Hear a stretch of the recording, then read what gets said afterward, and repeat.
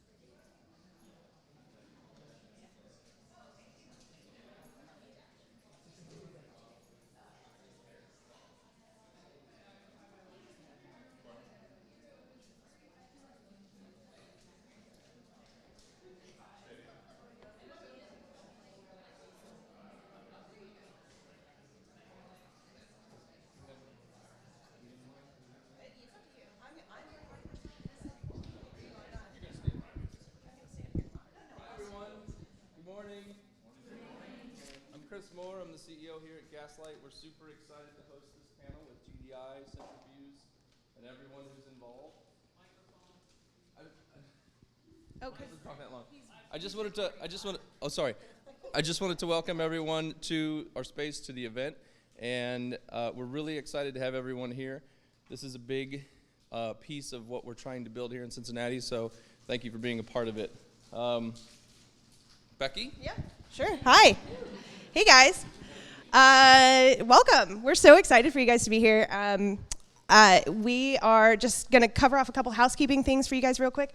Of course, you've already found the food and the coffee. Please help yourself. The light brown one, I believe, is caffeinated despite its color. So please help yourself. Restrooms are, you're going to want to go around the back that way. You technically can get there through that way, but we don't want you to go that way because of the camera and the speakers and all that jazz. Safety first. Please just go around the back. If you have any questions or need anything, just grab somebody with our GDI shirts, and we are happy to point you in the direction you need to go. Thank you to Chris and the Gaslight team for hosting us. This space is awesome, and they've been incredibly gracious and wonderful with their time and helping us get set up and creating my press conference up here, which is really awesome. We're super excited about that. We also want to huge shout out to Cintrifuse, to Jordan and Kevin and and Wendy and the Cintrifuse team for bringing Jessie in to talk to you guys today. So Jessie is here from San Francisco, so we're pretty excited to have her. And then a special thanks to Engage Partners. I didn't see anybody from Engage here yet, but Lisa Kaminsky and Kelly Gordon and the Engage Partners team. Special thank you to you guys. They helped. They got thank you gifts for all of our panelists, so we're pretty appreciative of them. They're super supportive of us. I'm Becky Blank. Over here to my left is Becky Schroff. She and I are the co-chairs at Cincinnati, and let me just give you my 30-second dog and pony about who we are and what we do. So Girl Develop It is a national nonprofit. We are one of 50 chapters across the country, and our whole objective is to teach women how to code. We started in New York City in 2010 by a couple women who were like, you know what, I'm just tired of being the only woman in my field. I'm tired of being the only woman sitting here, and how do we get more in? And they were really frustrated that a lot of people were talking about it and having that conversation about what does it look like, to get more women in technology, how do we get there? They were like, let's just do it. Let's just do something about it. And so they organized a meetup. They threw it up on meetup.com. The first class was an intro to HTML and CSS. It had 30 people. It sold out in an hour. So they were like, oh, okay, so people are interested in this. We're onto something here. Let's make this a thing. And so Cincinnati got founded. I think we were in the second wave of chapters to be founded. So we were founded in 2012 by Aaron Kidwell. And then Becky and I took over in April of last year, leaders of this chapter, and we are up to almost 1,000 members, which is amazing. That means that there are 1,000 women in Cincinnati that want to get into technology, that want to learn how to code. And so we think that's really, really awesome. And so for those women who are ready to make that transition, that's kind of why we brought you here today. And the thing I want to emphasize is that, yes, we teach coding class. No, technology does not just mean coding, as many of these women up here can attest. Not all of them are developers. And so I want you guys one of the things I want you to take away from this group of women is that it's not just about raw code, but there are a lot of different disciplines and a lot of different touch points in technology that we all work with on a day-to-day basis. And so that's why we have kind of a very representative panel of both experiences, disciplines, and even ages, quite frankly. No offense to any of you. I love you all. Okay. So with that said, I am super excited to introduce to you guys Jessie Young. Jessie comes to us, like I said, from San Francisco. She works for a company called Thoughtbot, which is actually a pretty big community, a pretty big name in the Ruby on Rails community. She did not start out as a developer, and she's going to tell you a little bit more about her story of how she came to be a developer. So hopefully properly caffeinated, Jessie Young.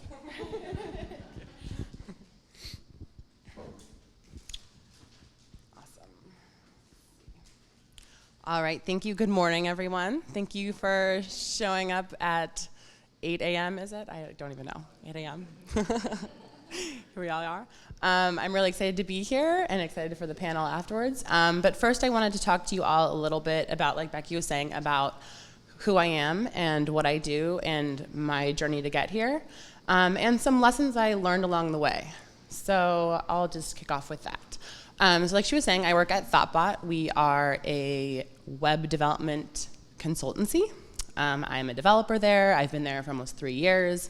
And as a consultant, I write a lot of code. In an average 8-hour day, I'm probably writing code for 7.5 hours.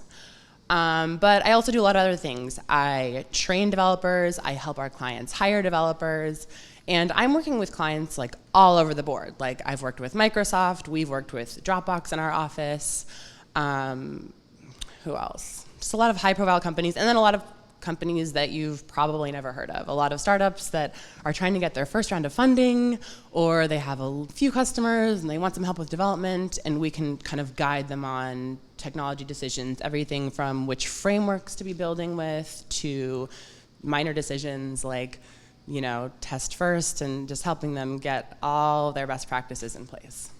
So that's me. I'm like, I come in, I like have my Superwoman cape on, and I'm like, I'm here to save the day. Like I am the developer. And so that's what I do today. So when a lot of people meet me, especially in that context, they think like, oh, you probably were like, taking apart your computer at 8 years old, right? You're probably programming in Visual Basic. You're probably, you know, starting at a super young age, interested in computers, love programming, you know, just like the classical, what you think in your mind is like the stereotypical engineer, they probably think that I have that background. But like Becky alluded to, I do not. 5 years ago, I had never written a line of code in my life. I was telling some of the other panelists earlier that I learned HTML with Dreamweaver. I was doing marketing, and they were like, oh, we have these emails that are written in HTML. Can you edit them? And I was kind of like, sure. And so I started Dreamweaver, started dragging and dropping things around, and that was kind of my first experience. And that was 5 years ago. So my path has been a very non-traditional one. Started with going. Do you guys know Railsbridge here? No? Anyways, Railsbridge is like a one-day Ruby on Rails workshop. They put on, similar to Girl Develop It, that there are chapters all over the country. That was my first experience with programming. And that had kind of a snowball effect. I went to Railsbridge, I went to a few more, found myself going to a coding boot camp, found myself with an apprenticeship at Thoughtbot, and now I've been full-time at Thoughtbot for 3 years. So that was kind of a general overview of my path. So coming from this super non-traditional path, I've learned a lot, because if anyone in the room has ever tried to learn to code, I assume a lot of you have kind of made an effort, or you're already developers trying to get better. You know, when you ask people advice, developers love to give advice. They love to answer all of your questions and tell you what they've learned. But not all of the advice that I got was good. Sometimes I got some pretty bad advice. Sometimes I got a little bit frustrated on my path. So I've learned a few lessons along the way, and I'm going to share this with you guys, and hopefully they can help you out. So first, a poll. When I say go, show me with your fingers on a scale of 1 to 10, how difficult do you think it is learning to code? 1 being like super, super easy, 10 being like sending a man to the moon. See a 1, see some 10s, see a 5. Okay, so kind of all over the board in here. So that's kind of a trick question, because all of you are wrong, but you're also all right. So coding is both really, really easy and really, really hard. So some of the advice that I got from people, actually this was some of the most common advice was, oh, you want to learn how to code? You should just like start coding. And like, you know, the best way to code is just to like build an app. And that was some, yeah, what app? That's a good question. And, you know, so I got that advice. I said, okay, I'll just start coding. So, you know, you get on, start Googling around, and a few hours later, you're like, man, I don't even know what a text editor is, you know. That's kind of step 0 there. So, so that advice, that's on the that's people saying it's really, really easy and it feeling really, really hard. On the other end of the spectrum, some advice I got was, oh, you want to be an engineer? You should definitely get like a master's in computer science. And actually, like, I know you have a bachelor's degree in political science, but you should like also get a bachelor's degree in computer science. So those people are making it sound really, really hard. And I've also found that not to be true. Like, I do not have a degree in computer science. I work with a lot of really amazing developers who do not have degrees in computer science. And so that's on the spectrum of like, it's easier than that, but it's not as easy as just learn overnight. So I guess the lesson I learned related to that is about persistence. I think that anybody can learn to be a developer. It's not like you have to be some kind of a math genius. You don't have to have, a million letters after your name. But you're not going to learn overnight at the same time. So you need to persist through that. You can't just kind of say, oh, I'm going to go to Girl Develop It, and then I'm going to watch the panel, and then I'm going to be a developer. Like, that's not how it works. Unfortunately, that would be really cool. But at the same time, like, if you start coding and you work on a little app, or you decide you want to try a new language and you get stuck, like, I've had that feeling. I've been stuck for days on something that, looking back, was really, really simple, but I just had no context for what I was doing. And I persisted through that. And over time, like, you look back on what you learned and you're like, man, I knew nothing. And like, it's so amazing to see how you progress if you just stick with it. So that's one thing I learned, is persistence. Another thing, and actually Becky alluded to this earlier, is about multiple paths to multiple ends. So another thing about advice is that people love to just like tell you exactly what they did. So everyone's like, oh, like, I'm an engineer at Apple, so like, if you want to be a developer, you probably just like want to be an engineer at Apple, and like, here are the 10 things that I did, and like, you should just become me, and then you can have my job. But that's not that's not how it works. And in fact, that's not what you want. You want to go for a career that matches your abilities and your strengths. So something I tell people a lot about my job as a consultant, like, yes, I'm coding, like I said, 7.5 hours a day, but the hardest problems in my job are people problems. So the most difficult things that I deal with are clients with unrealistic expectations, or situations where people aren't communicating correctly. And that's actually good for me, because I don't even know if I even mentioned this. I was in marketing before. So I was doing marketing for a startup, and it's really interesting. A lot of people, when I told them I was interested in learning how to code, would go like, oh, it's weird, because I always thought that you liked people. I was like, okay. Yeah, I do. Like, I do like people, but like, my strengths at working with other people and collaborating are completely utilized in the job that I have. That's not to say that there aren't jobs that are more strong on like the hard sciences of engineering, where like you need to be like this algorithm superstar. But that's not the job that I have right now. Right, the job I have right now, you have to be a competent coder, and you have to be really good at communicating so that you can work with clients, to also be able to train other developers. So I guess that's another lesson I learned about kind of the multiple paths to multiple ends. Like, I think a lot of people think, oh, a career as a developer, or a career in technology in general, is one thing, and it's not. There are a lot of different positions, as the panel shows, and then there are a lot of different types of engineering jobs within development itself. So, as you make your journey forward and say, oh, I want to be a developer, I want to do this, like, you can find a position that leverages your strengths, and those are actually going to give you a competitive advantage as you go on the marketplace. It's not just like the pure raw coding skills that people want to see. Okay, so, and then a third lesson is around community.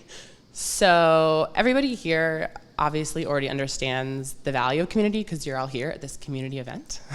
So you're already doing this one, yay you. But for me, community and networking were a huge part of my ability to transition marketing to engineering. So like I said, my first experience in programming was at a workshop with Railsbridge, which is a nonprofit just like Girl Develop It. At that time, I had 0 friends who were developers, dozens. And all of those I've met either directly or indirectly through the community events that I've gone to. And so that's friends. Then talk about job opportunities, right? Like, you don't always know what the job opportunities are in a field if you're new to that field. But if you start going to community events, you start hearing about things, you meet people. Like, the person sitting next to you today could get you your next job. Not you, because you have no one next to you. But like, I've met people that see, just casual, oh, hey, so nice to meet you. Yeah, I'll follow you on Twitter. Oh, connect on LinkedIn. Let's have coffee sometime. And, 3 years later, I find them, asking me if I'm interested in working for them. And that's just been such a crucial part of my process and my journey. And also just, speaking from the female perspective, for support.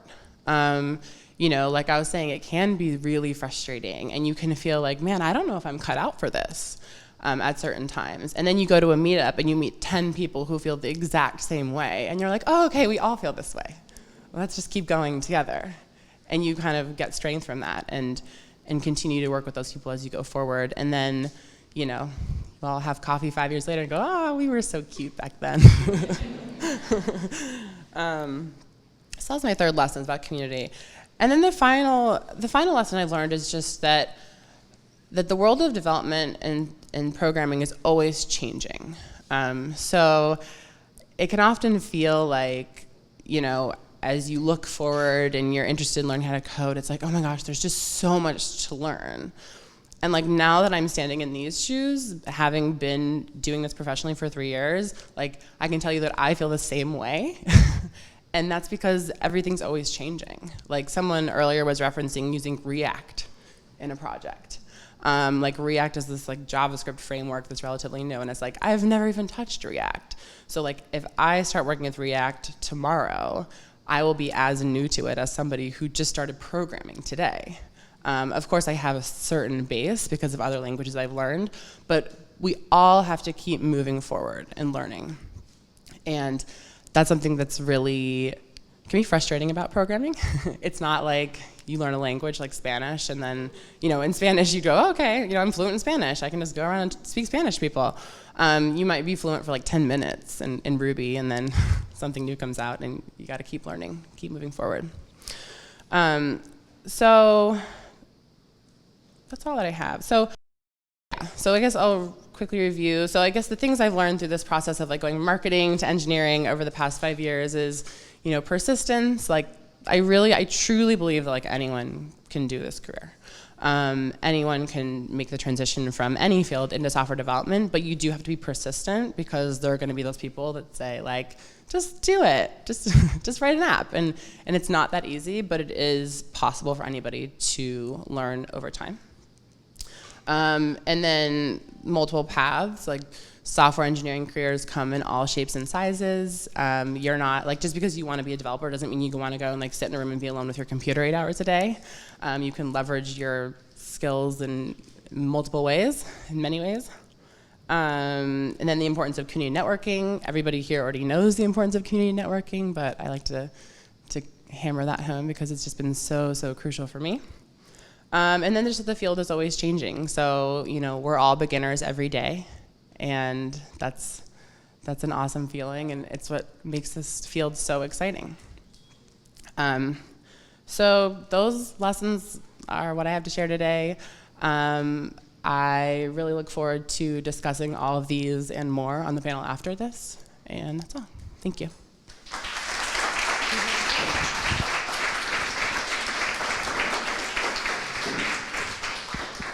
Thank you, guys. Thank you, Jesse. That was lovely. So let me really quickly introduce you guys to the rest of our wonderful panel up here. I'm going to go down the line and give you just a little brief intro to everybody. But I am going to, just for the sake of time, I'm going to introduce them, but I am going to ask them all. So at GDI, for those of you who have been in our classes, know that we always ask a stupid question at the very beginning. And usually it's either if you could have lunch with somebody living or dead, who would it be? And that question's way too hard, so I'm just going to ask you, what's your favorite breakfast food as I introduce you? So I'm going to start down on the end. This is Julie Murphy.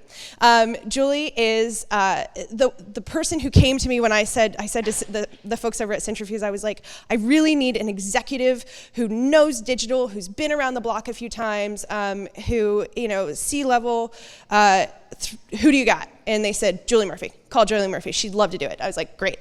So here's Julie. Julie is the CEO and co-founder of a startup called Bonobi. And she has indeed been around the block, including a 4.5 year stint as the CIO of the American Financial Group. So indeed, Julie, what's your favorite breakfast food? Well, Diet Coke, not an advertisement. and multi-grain Cheerios because they go so well together. There you go. I don't pour the Coke on the cereal. Very good. Sitting next to Julie is Shannon Lewandowski. Shannon is the VP of Business Innovations at Rockfish. I had the pleasure of working with Shannon in a past life and know that she is a problem solver and definitely a female leader as far as technology goes, and so she's really been great to work with. She started her career as a Java developer, kind of following her.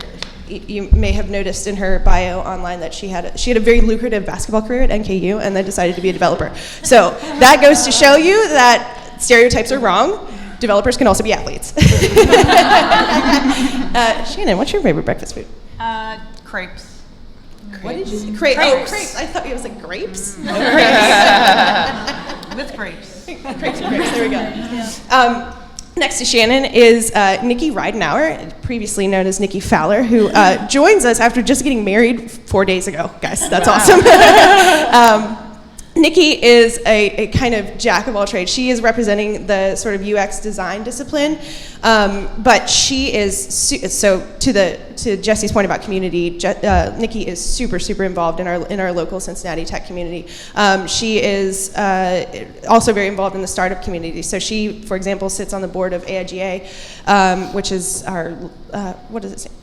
American Institute of Graphic something. It's design. Okay, it's our local design community, but she represents that the startup world on the board of AIGA.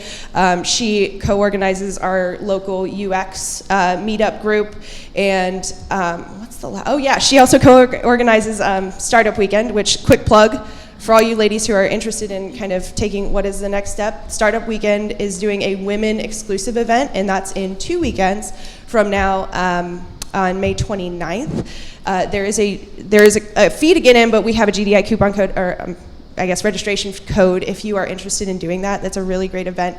Nikki helps co-organize that as well. Nikki, what's your favorite breakfast food? Sesame seed bagels. Nice. Wow. With or without cream cheese? With cream cheese, oh yeah. Plain? Mm-hmm. Plain, yeah. Great. Next to Nikki is Laura Gels, and I got schooled on how to pronounce your name. Laura is a senior art director at Northlake, and similar to Julie, Laura came to me because I asked a bunch of people in my network that I need a designer who really knows digital. Laura's background, she is a dapper, and so she touches a lot of digital design, but she also kind of dances around other media as well. So she is not exclusively digital, but is a digital powerhouse. So we are so happy to have her representing kind of the design discipline of things. And then we have Kristen. Kristen is the home team here. Kristen works for Gaslight. Is what we call at GDI a unicorn. So that means she is both a designer and a developer, a front-end developer. So she has a really, really unique perspective. And I think that's kind of the norm at Gaslight, isn't it? Most of your designers are also front-end devs, which is actually really powerful and really awesome. Actually, I have a question about that in a minute as we get into the panel. Did I skip your favorite breakfast food? I totally did. Okay. Blueberry pancakes. Thank you. Kristen?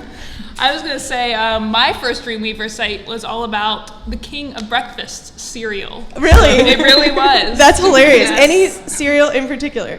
I've been on the Life train recently, Okay. All right. but I mean, all of them. You're an equal opportunity cereal. Yes. Okay, great. Jesse, what's your favorite breakfast food?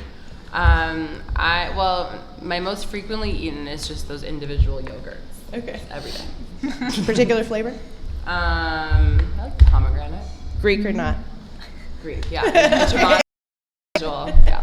Awesome. All right. So here's the way we're going to do this. I'm going to moderate some questions that we're going to ask the panels, but you guys are obviously, of course, welcome and encouraged to kind of open Q&A. So if I don't see you raising your hand, flag down Becky either as well, and kind of shout so that we can all hear what your question is, because this mic may get a lot of feedback if I try to run it around.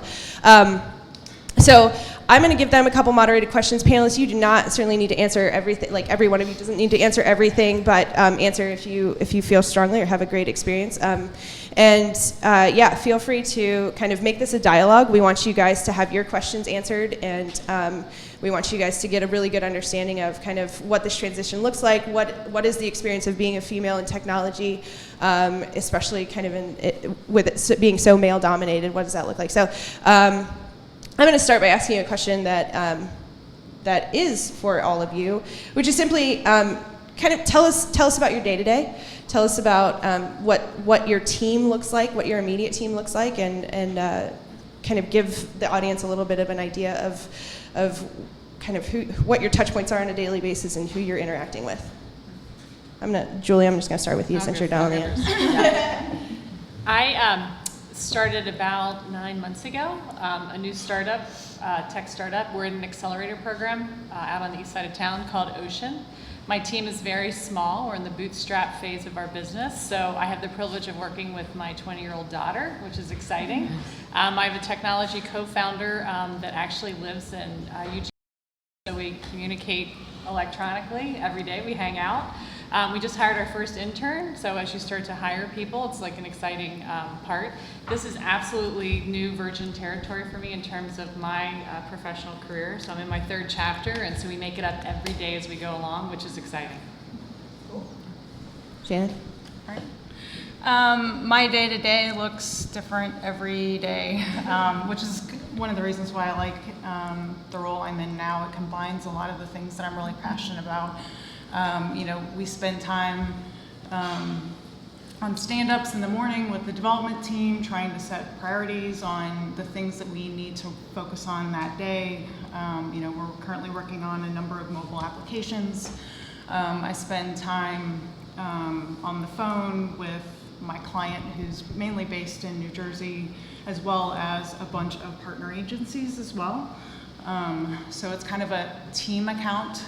It's a very large account, so there's a lot of agencies involved. So we're also reviewing and creating a lot of deliverables. So I do a lot of work now in PowerPoint, but I also review design and I review UX for those mobile applications, and work with my team, which is actually pretty small, but we're all reviewing those deliverables and trying to set the roadmap and features for the mobile applications or digital properties that we're working on. Awesome. Mine totally depends. Right now, and for the last 2 years, I've been contract and freelance, doing freelance work. So it totally depends where I'm at. If I'm at an agency or a startup, and budget. Sometimes the agency, I can completely do wireframes and pure UX work. But then for startups, usually I'm doing UX design. I'm talking to development and strategy and business. So yeah, it really depends on which one I'm at. Yeah, I'm the same way. So as an art director, I do a lot of the design work. So from day to day, I might work with the developer hands-on. We might be, figuring out how it's going to look when it's finished, when it's programmed. But like today, I'm going to a TV shoot after this, so I won't touch any development. And we're techie. We're doing web videos, so we'll have one developer on set to sort of make sure that we're following all the rules for the web space. But again, I'll do UX as well. So I'll work with the developer once I finish those designs to make sure that those UX designs are usable before we actually make them pretty with visual design. So there's a little bit of a difference there. And then we're here at Gaslight, a consultancy, so we're kind of taking on a bunch of different clients. And so what we do is basically I'm attached to one client and one project along with 2 developers. And we sit downstairs, we have all 3 of our desks are kind of put together, and we just work on the project all day long. We're talking back and forth. We have a stand-up every day with our clients. They're actually out in San Francisco and actually all over the country, and we all kind of go through what we worked on every day. And yeah, just back and forth with developers down there, and it's fun. So consulting, so a similar setup, usually a small team of 2 to 4 people working on a team, like a few developers, a few designers. I'm working with one client. The only thing I spend a lot of time doing that I haven't heard yet is I spend a lot of time doing code review. So looking at other people's code, both on my team and on other teams, because it's like a barter system. Like you get people to review your code if you review theirs, so you're like always trying to like get points with people. So I spend a lot of time doing that, like kind of surfing Slack to see like who needs code review and who can like be my buddy, to kind of go back and forth on code. And then any higher level discussions are usually like with a client, in Slack or in person.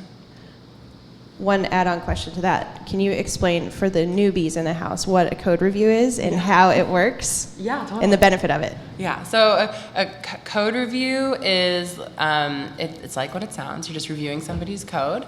And it's mostly, the intent is not to say like, does this work? Because at least the development philosophy that I program with is like test driven. So there should be a test for everything, right? So if the tests are passing, then you're not worried that the code's working. That's taken care of. It's more a matter of, do I understand this code? Because you're always writing code, like you're not writing the code for the computer. Like you're not trying to be the most efficient. I know some people are like, oh, what's the most efficient data structure? But like, that's not usually the most important thing. The most important thing is the next developer who looks at this code gonna understand it? Because they're gonna have to change it.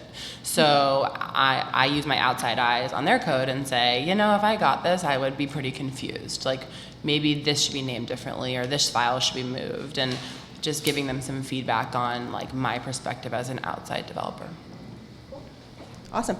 I'm going to throw a little contentious question in here, specifically more geared towards my designers and developers. Should designers learn how to code? Yes. You should learn how to code to understand what you're doing. So you can't build a house, you know, without a basement and foundation. So you can't design a website without knowing how it works.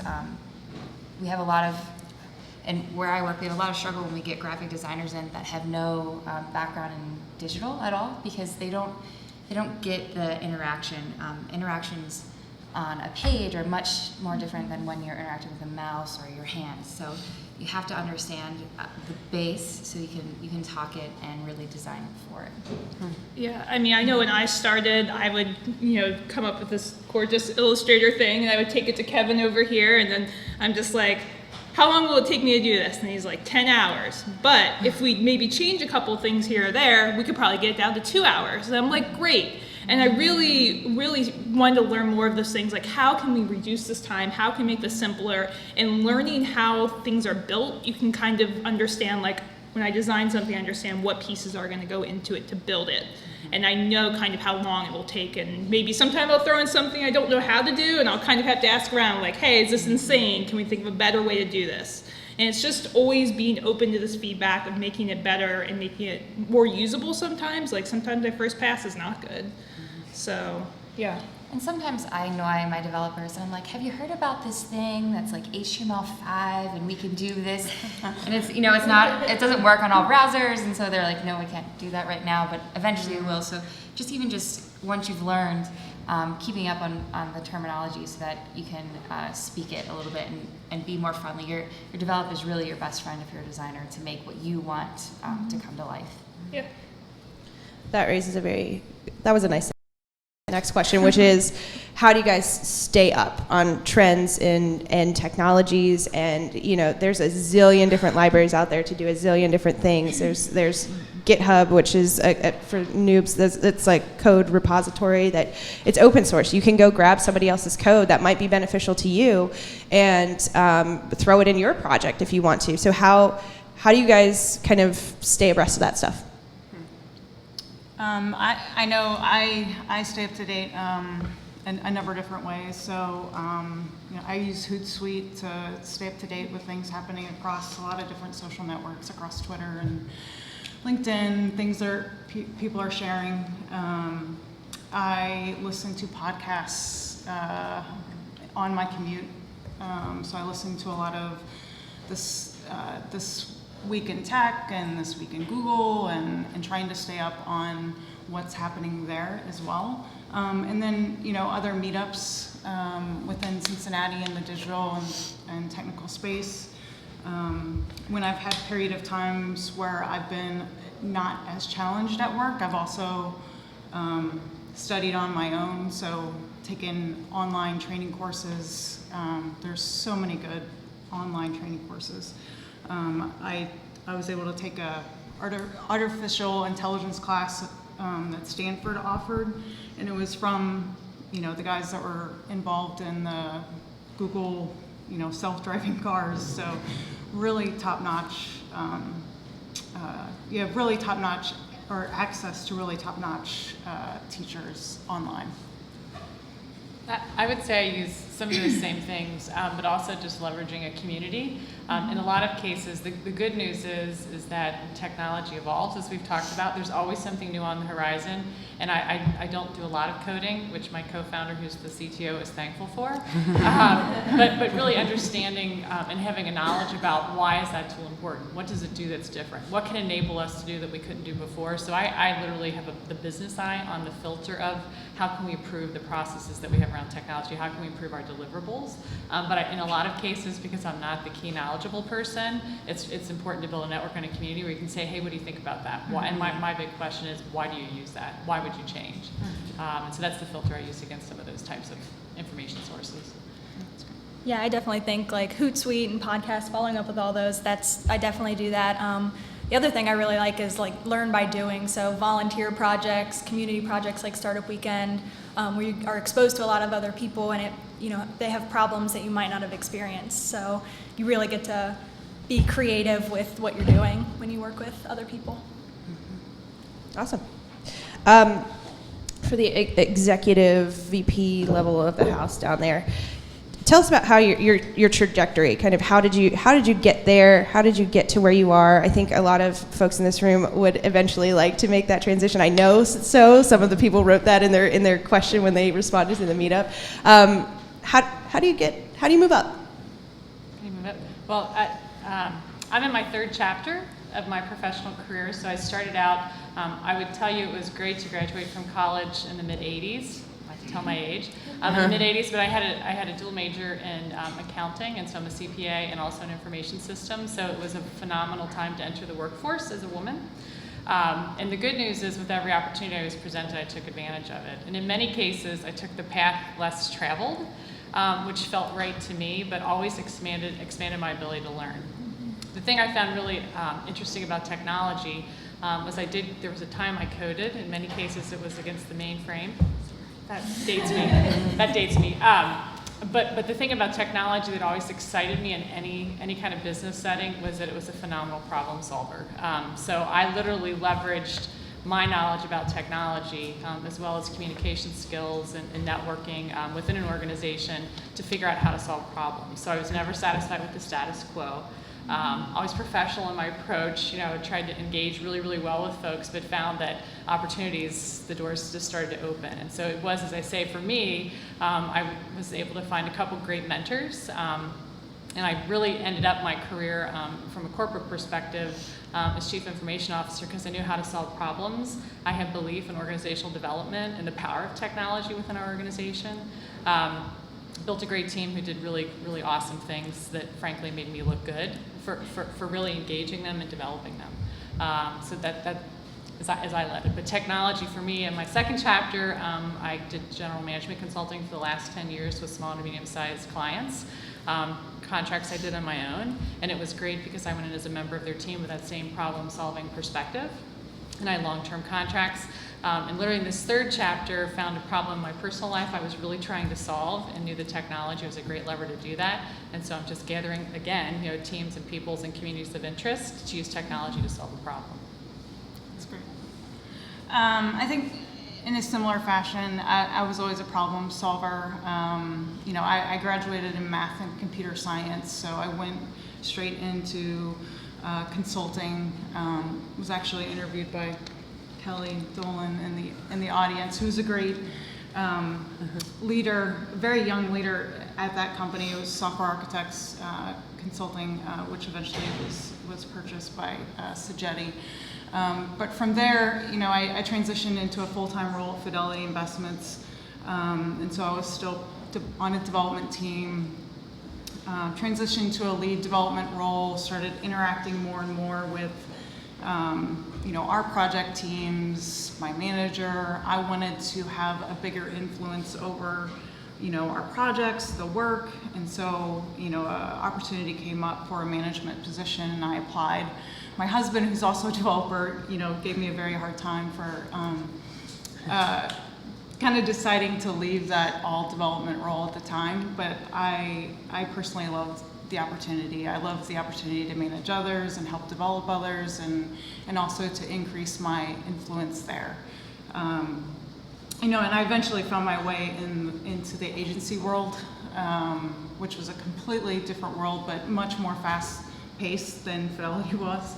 And so I've found in my previous role and then in this role, it's really been a new opportunity to combine technology and working more with clients in order to grow, our business with current clients, and then also to seek new opportunities for Rockfish. So it's always been problem solving, working with others, but then I've also been very lucky to have good mentors at the various companies that I've worked.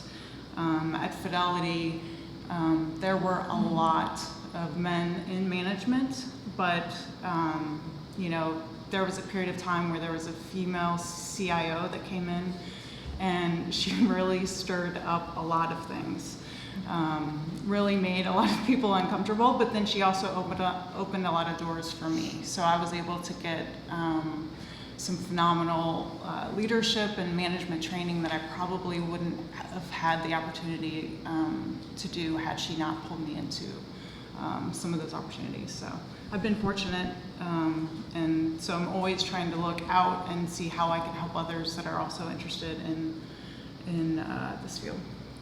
Yeah, I think just to grow on that, ask. So like if you want something, they're not going to know. Like they have no idea what I want to do or what I want to be. So you have to tell your managers where you want to go and where you see yourself. Taking that proactive step will really help you grow your career exponentially. And then seek out your own mentors. Like a mentor is usually not just going to fall into your lap. You kind of have to hound them, and then like, oh, okay, you're really interested in this, and then they'll take notice of you. So I really suggest both of those things, because I'm an introvert at heart. When I'm at work, I have my headphones on and my hoodie up, and I'm doing my thing. And then people were just passing me by. So I had to raise my hand and be like, hey, why aren't you looking at me for that next thing? And I highly suggest that. That's the only way you'll move. In my mind, is to move forward. You have to tell people what you want and go after it. And then if you're not getting it where you are, you can start talking to other people at these events, and maybe you'll get to that next step. That segues really nicely into what I was about to ask, which was saying is do you have you had any mentors in your life, and who was that person, and how did you identify that person, and what was that relationship like? Anybody else? I can go. So I don't know how many people know Wendy from Cintrifuse here. But she's now the CEO. The lady that just came in with the adorable dog. Adorable dog. So I used to work for her when I was doing marketing.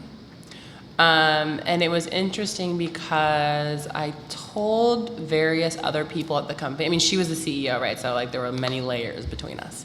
But I told some people at the company I was interested in coding, and like word got out to her, and she like called me into her office and was like, I hear you want to be a developer. She's like, well, how are we going to make that happen? And so while she's not a developer, she doesn't have a technical background. She's just an amazing CEO. But I think that having someone like that on your team and excited for you is huge. Because, I mean, first of all, you don't feel like you have to like pretend that you want something that you don't. I wasn't pretending that I wanted to be promoted in marketing. I could be honest with everyone about what I was looking to do next. And then when I finally was ready to kind of take the leap and leave and get my first job as a developer, like she was rooting for me and like threw me a going away party. And that was great. Yeah. I'm going to pause here because see if there's questions in the audience. Go ahead, Hillary. Question along those lines of career paths. I had a question for Jesse.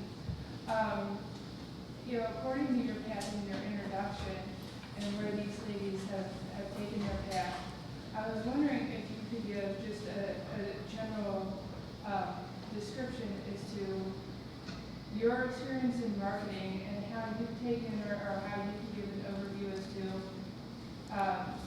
a career as far as, yes, you can look into development as maybe, and I'm a newbie with a marketing experience, as maybe hardcore technical programming, or opportunities in development where you say you can use a little bit more of your people skills, as you emphasized in your introduction. Where is that split? I mean, or what's an example of one extreme and the other extreme? Got it. So I think I'll restate the question in case anyone couldn't hear.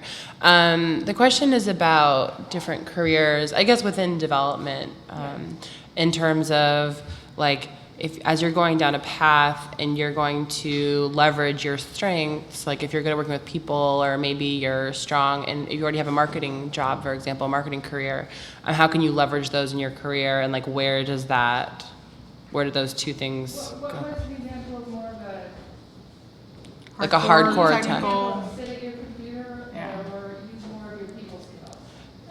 Yeah, so I mean, I certainly wouldn't divide it as sit at your computer or use people skills, because obviously I'm also sitting at a computer all day.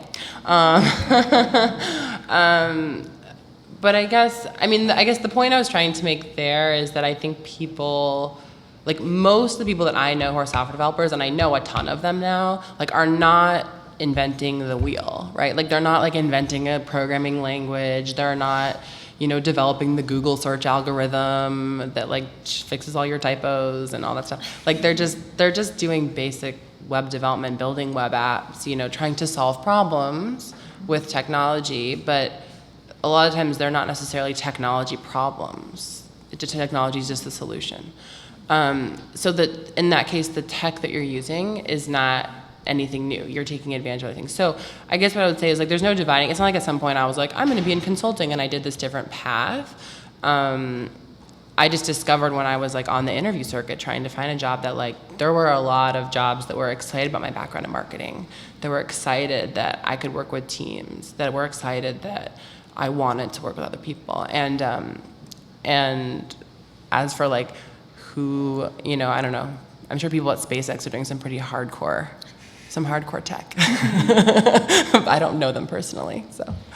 I think at large companies, and it depends on the company, but if you have a more enterprise company like Fifth Third Bank, and their bank processing systems and their ATMs and all the things that they need to run their business, you will have very, very large development teams, and they are focused on making those transactions as fast as possible, and as accurate as possible, and as secure as possible. And so those problems, you'll find that those teams are super specialized in backend or mainframe or web, and they will be working behind their desk, but they're still interacting with people. At the same time, you'll have the other extreme where you've got a designer that's also your front-end developer, or you'll have one developer at a small agency like Northlick, where that developer is responsible for anything that comes up. So they will be responsible for email development, back-end development, front-end development, all across the board, and they have to go back and forth between a mobile website and a more traditional website, or a lot of different mediums. So I would say you see a varying level of development types depending on the type of industry and the type of company, and how large that company is. And then even then, outside of development, I think this panel represents a lot of the different different roles that interact with technology, and you still have to be aware of technology and trends in technology, and in order to be excellent at your role. Any other questions from the house before I take over? Go ahead. Yeah, my question is, I used to belong, because I have been around a lot for many years, I but I have not seen any society to help women legally if they have legal issues. They are harassed in their employment, and they're harassed in a way that can very easily improve. None of the societies that I know step in and help. None of the societies, at least, listen about what's going on, about the fears that we may have. And a good number of women leave this engineering at the young ages because they cannot take it anymore. I am doing the streets in my career because I cannot take it anymore. Bullying and harassment at the constant level. And then they want me to have a nice face and say to the young girls, okay, study engineering. So let me repeat the questions because she's hitting on my next big subject is the question was basically about advocacy and kind of protection, for lack of a better word, for women in this community. So you know, we know this is a male-dominated world, and we know that especially in tech, like it's kind of hard. Like the bro culture is real. Those of you who've heard me talk before know that I talk a lot about bro culture being a very real thing in tech. And so have you guys had any experiences with any organizations that have kind of helped you come along that path, or any societies, or even just kind of internally within your own company? Do you have a framework of help in getting you there, kind of outside of like your management or your mentors? It's a tough question. Thank you for that. Yeah. So as far as societies, the YWCA is all about eliminating racism and empowering women. I just participated in a leadership program with them, and it's fantastic because I just realized there were so many women that are my age that are sort of experiencing the same things. You know, men are getting promoted before them, you know, struggles with the boy culture. When I graduated from DEP, I was in digital design, so that's like the techie version of design. I was one of 3 women that actually graduated out of a class of 40. So it definitely a boys club. It was like a men's locker room. I understand where that comes from, but it also, coming from that situation has helped me bring up other women with me. So you kind of, we say lift as we climb. So as you're moving forward, you're also bringing the next woman behind you, and you're sort of helping them through those experiences. It's really a network. You have to find your own path. And if there is, for me, this is a great example. So when I got hired, I worked at Bridge Worldwide. When I was interviewed, I interviewed with these 2 great women, Mara Chicken and Carrie Broderick. And I was like, oh my God, I want to work with these women. I see myself, my future, right? They're these amazing creative directors. That's where I want to go.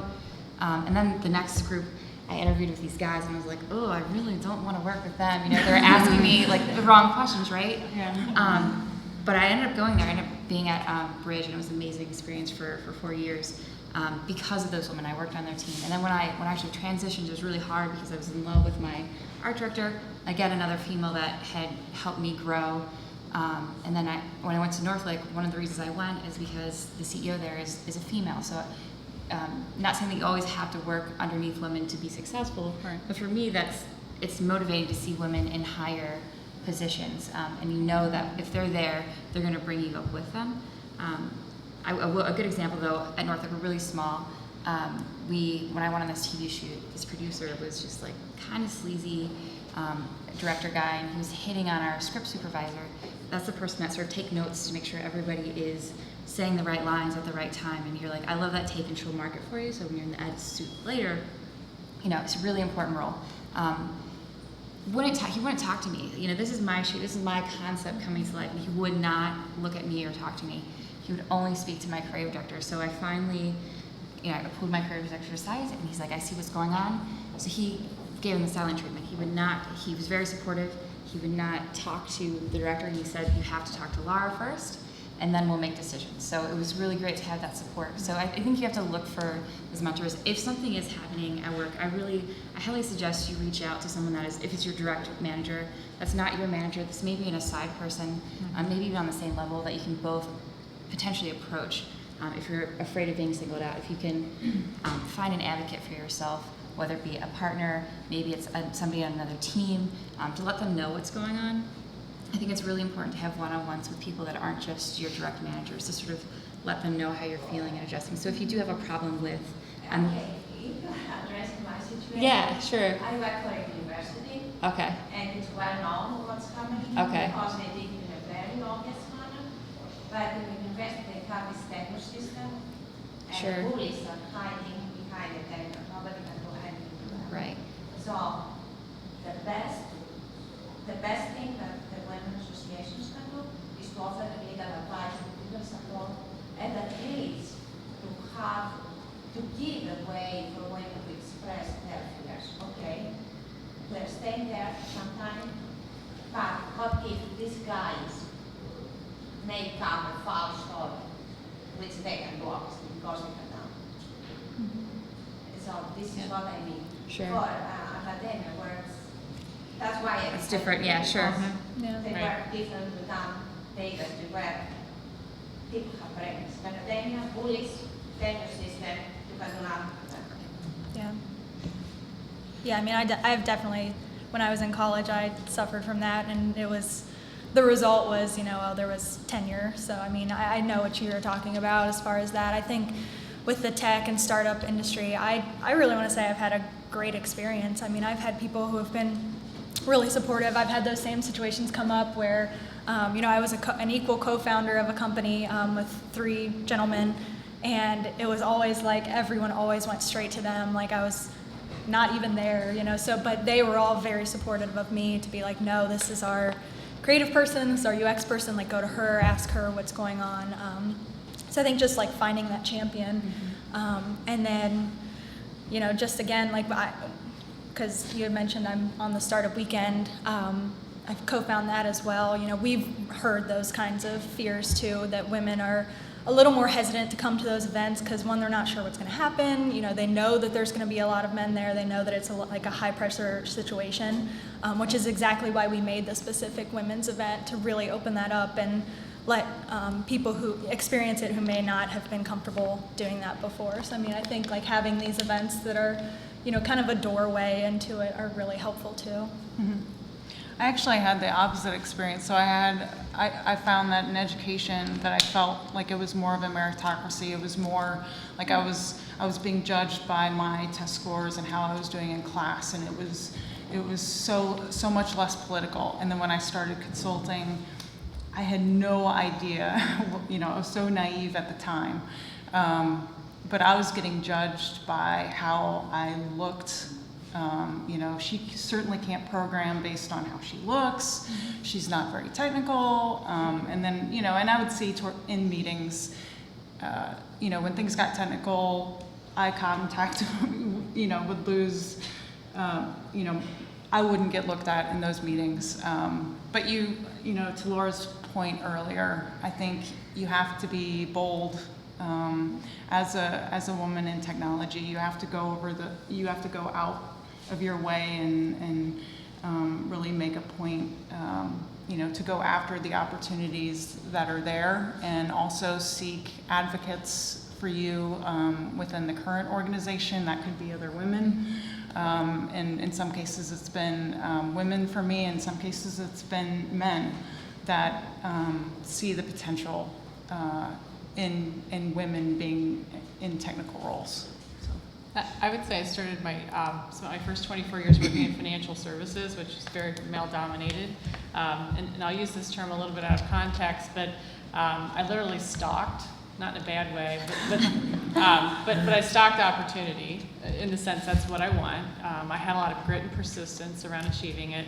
I was very aware of who the influence makers were, whether I was in a small group or a large organization, and making sure that I form relationships with them. I think someone mentioned it earlier. These are the things that I'm trying to accomplish, and anytime I had an opportunity, and I came to work in the mid-'80s, which was sort of like working 100,000 hours a week, but I never let any opportunity literally go unworked, and I would make everyone understand that when you give me that opportunity, it was gonna turn out better than you expected. And then over time, just developed, it's gonna sound kind of crazy, but I developed an air of confidence, that when I walked into a room with the people that I worked with, there was an element of respect, And there are some things, you reach that point, and then I made a portion of my career out of being literally the most ignorant person at the table, but literally having the confidence to ask questions no one else would ask. So it's this, you create almost this, you have to create the situation for yourself, and you will attract the right resources, but you have to be persistent and deliberate about it. And not all situations, and the nice thing, I'll say 30 years later, the nice thing about today, being a woman in business, and I have a 20-year-old, and I'm thrilled for her, is that with that same level of grit or persistence, the opportunities are tenfold, but they used to be. And many organizations, the right organizations, are literally looking for you. They literally are looking for you, but you have to be persistent, and it has to be about you taking responsibility for it. Yeah, and you definitely like speak up, be loud, be, whatever it takes, because that you will get drowned out, like you were saying before. I mean, it just, you have to speak out. I think it's been a blessing and a curse being married to a male developer too. So I remember very young in my career when we first started dating, I would bring up situations that would come up in my day-to-day and compare to his day-to-day, and he would be like, there's no way. And so I think as a male developer, you don't understand or recognize what the female developer on your team may be experiencing. Being the odd girl out in a large team of males, and even if it's just from a social standpoint, going to lunch, it's so many times you feel yourself left out and in a different situation. So, question for Jesse. A couple of people asked this in their responses on their RSVP is, what's the world like in San Francisco? I mean, San Francisco relative to Cincinnati, obviously is a far more progressive city. Just for comparison, as far as what we understand from Girl Develop It, our chapter in San Francisco is ginormous. It is the largest, I think it is the single largest chapter that we have. They have something to the tune of 4,000 or 5,000 members. They're teaching very, very, very advanced level classes, things like that. Obviously a bigger city and a more progressive city. Do you feel like it is more welcoming to women in technology? Is it more open, or is all the stories coming out of Silicon Valley, are those kind of prevalent in your life? Do you have those similar experiences? Yeah, I mean, certainly so she was saying, our Girl Development chapter is 5,000 people, hundreds and thousands of people at meetups. I still, if I see a female at a developer conference and I don't know her, it's still weird. I'm still who is that woman? I don't know. So it still feels like it's a small community, because it's a funnel for the marketers in the room. It's a funnel. So there are a lot of people. There are a lot of people at the top, and a lot of people have general interest, and then people filter out. So by the time you get to the level of professional developer, and especially senior developer, it's pretty rare for me to work with another woman who's a senior developer. There are more junior developers who are women. But that's actually kind of a problem. It's not a problem we can easily solve. We can't put ourselves in a time capsule and fast forward, but it's one of the challenges is, someone was referring to earlier, when I meet somebody, they assume, I've been to meetups as a volunteer, and people are oh, the newbie badge is over there, just go put it on, and we'll tell you how to turn on your computer. And I'm okay, no, I know what I'm doing here, and there's an assumption that you're new, and a lot of times that assumption is right just because of the numbers, right? There are a lot of women who are kind of interested, and fewer women who are more senior, so I guess that's the biggest challenge. I mean, luckily, that's the largest challenge that I've had to deal with, is just is the assumption that because you're a female, you're brand new to this, as opposed to the assumption that you're super competent and senior and experienced. Any questions? Yes, Ms. Janine. Sorry, I'm short.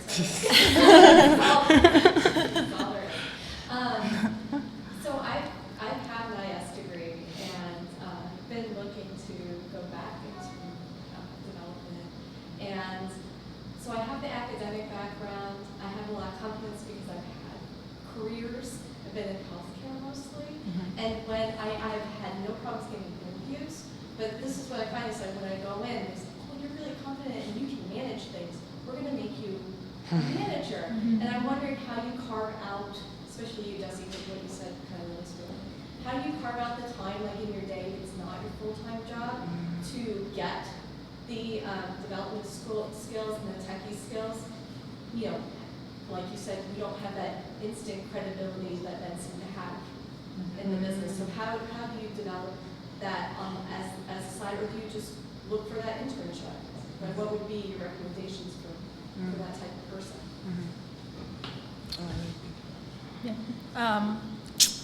I would just, and what I did was, you know, I actually went to school for genetics. I was like a science person, and then I was a graphic designer, and then I landed on UX, and I was in this position where I knew the job that I wanted, but I didn't have the background to get there.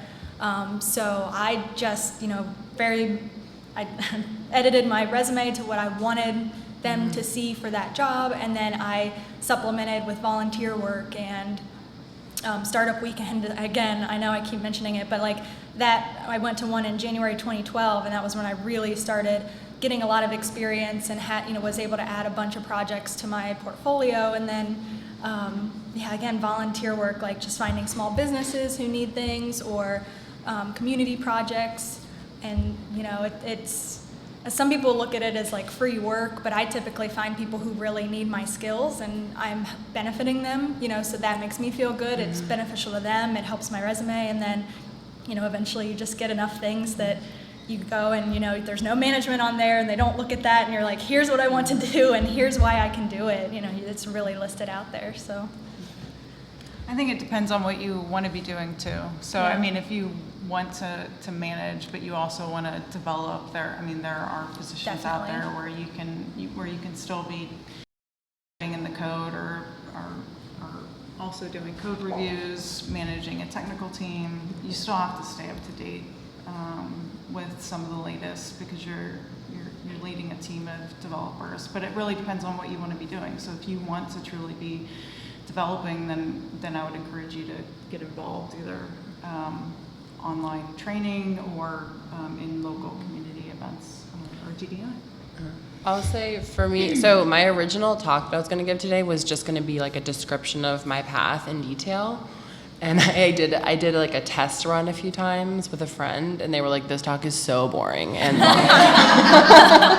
because in terms of like the actual steps of like what happened on day one, like from 2010, I think it was like September 2010 when I first went to a programming workshop to when I got my first job, was almost 3 years. And in that time, it wasn't like, oh, I studied every night and like I loved Ruby. It's like I bought a Rails book that was 2 years old and it made no sense.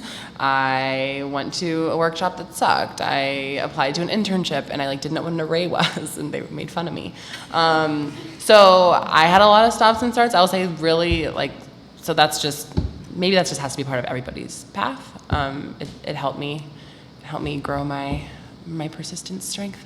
But things that were super, super important to get to where I am today, number one is I did end up going to a boot camp, right? So that really took me from being the kind of person who could follow a tutorial, but not much more, to being someone who could like receive a feature spec and execute it. Still poorly, right? Like you don't graduate an expert in these things, but like at least able to kind of code specific to a situation. So that was really, really crucial. Like I would not be where I am today if I hadn't attended a boot camp. And you know, there are boot camps that are online, that are part-time, so you don't have to do it like the full-time thing.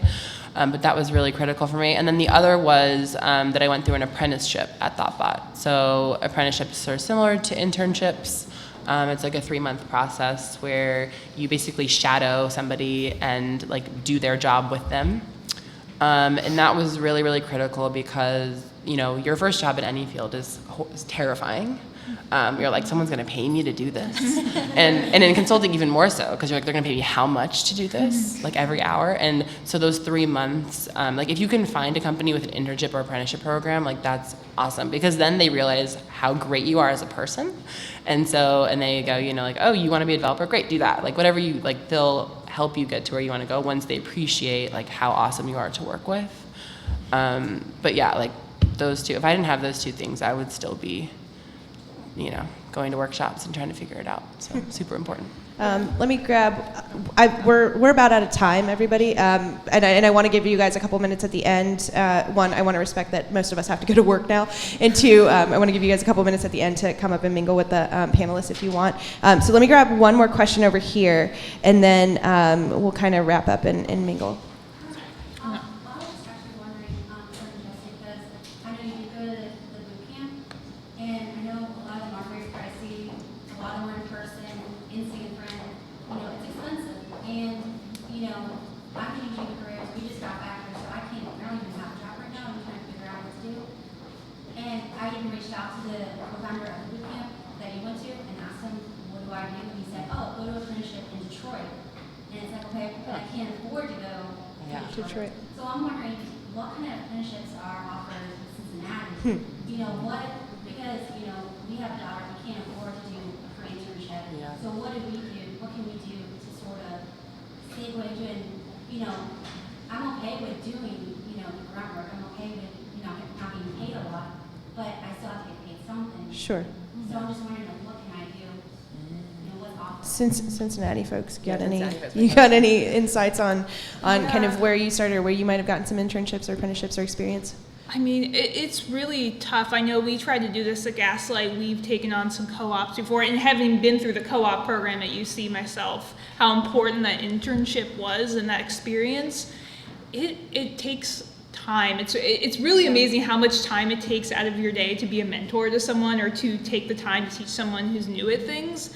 And I know that's something we struggle here at Gaslight. We are a small company. We are fully engaged with our clients, and taking that time out to help someone along learning these concepts is very difficult. And I know it's something we're trying to get better at, and how can we do better at that and helping people in the community. And I'm curious to hear the answers if anyone has any ideas. Well, I think most of the agency, if I'm from the agency world, we have internships, and they kind of go with the school quarter, but that doesn't mean if you're not in school you can't apply for them. We just had somebody drop off an illustrated lamp the other day, so they actually came down to the agency and brought this thing that was really cool and was able to spend time with us. So sometimes it's even just swinging by. I know not everybody appreciates that, but we're a smaller place, so like I said, we have rotating. We have probably 4 interns, plus or minus, depending on each department, each year. And a lot of the agencies in town do that. So it's just, even if you're not in school, you can still apply for those things. I think a lot of startups in the community too are really interested in taking on people. I know when I was at Listener and we took on quite a few college students just because we wanted to do that for the community and we wanted to have them experience what was happening.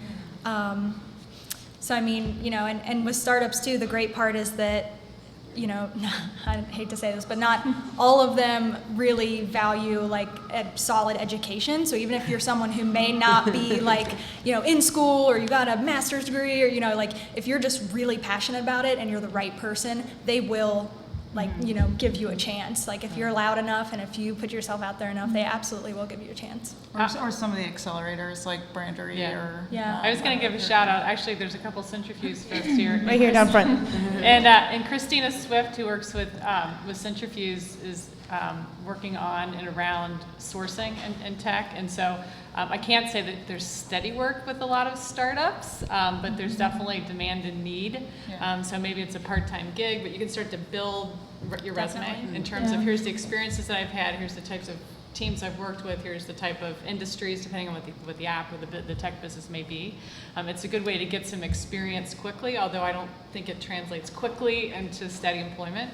But over time, I think you build a resume that makes steady employment obviously more fun. Yeah. Thanks, ladies. And one other add to that. So one, of course, I'm going to plug our Girl Development classes. So we have another kind of wave of classes. We kind of operate quarterly. So we start with the very beginners' first steps at the beginning of every quarter. So that will start. We're taking June off, and then we will start up again in July. So we will have a large slew of classes forthcoming there.